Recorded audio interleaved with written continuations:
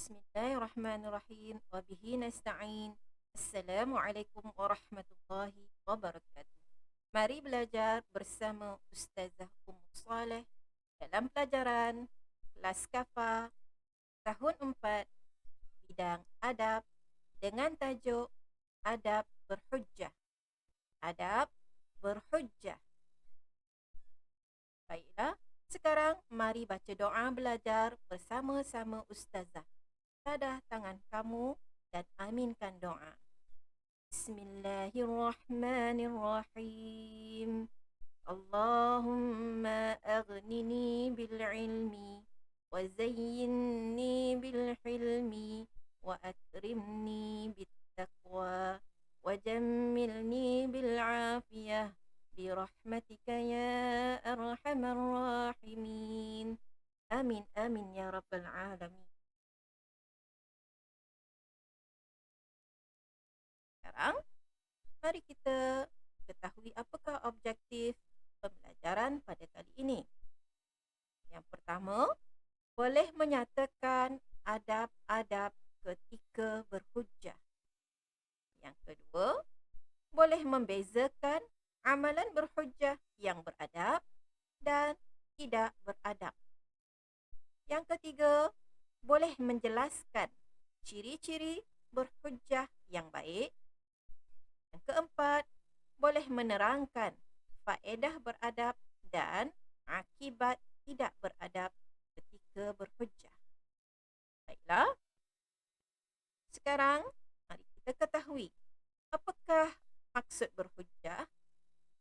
Berhujjah bermaksud melontarkan suatu pendapat berserta alasan yang diberikan sebagai menyokong atau menentang sesuatu. Sekali lagi, berhujjah bermaksud melontarkan suatu pendapat berserta alasan yang diberikan sebagai menyokong atau menentang sesuatu. Baiklah, sekarang dengarkan sebuah hadis yang datangnya dari Nabi Muhammad sallallahu alaihi wasallam yang berbunyi, sabda Rasulullah sallallahu alaihi wasallam, sesiapa yang beriman kepada Allah dan hari akhirat, maka hendaklah berkata baik atau diam sahaja. Daripada hadis ini fahamlah kita bahawasanya kita digalakkan untuk berkata-kata dengan cara yang baik dan sekiranya tidak boleh lontarkan sesuatu pendapat ataupun kata-kata dengan baik, hendaklah kita senyap ataupun diam. Itu lebih baik.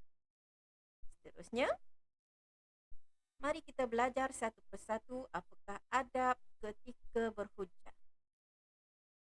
Antara adab-adab tersebut ialah yang pertama, menutup aurat. Hendaklah kita menutup aurat ketika ingin berhujjah. Seterusnya, hendaklah merendahkan suara. Hendaklah mengeluarkan atau melontarkan idea yang ikhlas dan rasional. Rasional maksudnya munasabah, pendapat yang boleh diterima, akal fikiran yang sihat. Seterusnya, berani memberikan pendapat, tidak menyindir mana-mana pihak, hendaklah menggunakan bahasa yang mudah difahami. Ya, hendaklah memulakan hujjah dengan salam, menggunakan intonasi suara yang sesuai. Hendaklah bersandarkan Al-Quran dan Al-Hadis. Hendaklah menghormati pendapat orang lain. Seterusnya, tidak menyakiti hati mana-mana pihak. Segala adab yang Ustazah sebutkan tadi, hendaklah kita amalkan ke ingin berhujjah atau melontarkan sesuatu pendapat. Baiklah, sekarang mari kita lihat pula apakah amalan yang dikira tidak beradab ketika berhujjah. Yang pertama, emosional. Apabila hujjahnya tidak mendapat perhatian. Emosional maksudnya tidak boleh mengawal emosi diri. mudah marah, dan sebagainya. Hujah yang menyinggung perasaan orang lain. Hujah yang tidak rasional ataupun tidak munasabah dan tidak boleh diterima oleh akal fikiran yang sihat. Terusnya, intonasi suara yang menengking.